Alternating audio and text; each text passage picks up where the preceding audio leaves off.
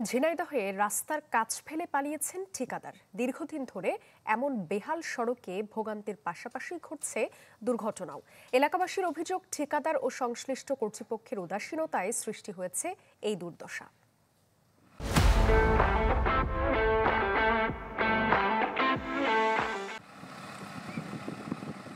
সড়কের একপাশ খোঁড়া, গর্ত আর খানাখন্দ। ঝিনাইদহ সদর উপজেলার হলিথানি থেকে কাতলামারি বাজার পর্যন্ত সড়কের চিত্র এটি।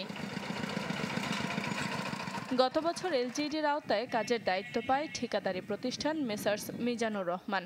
অভিযোগ, সড়কের এমন বেহাল দশা করে পালিয়েছেন ঠিকাদার ঝিনাইদহ পৌর আওয়ামী লীগের সহসভাপতি মিজানুর রহমান মাসুম।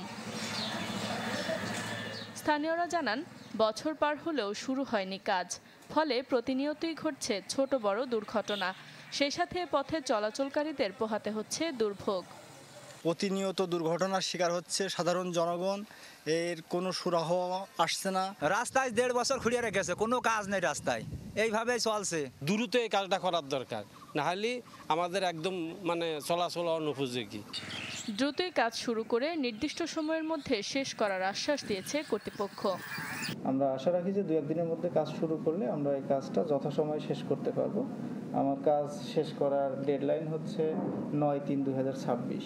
তো যে সময় আছে তাতে ঠিকাদার উইলিংলি যদি এখন কাজ শুরু করে আমরা যথাসময়ে কাজটি শেষ করতে পারবো এবং জনদুর্ভোগ দূর হবে বলে আশা। 5 কিলোমিটার এই সড়ক সংস্কারে ব্যয় ধরা হয়েছে 8 কোটি টাকা। Desk report, channel 24।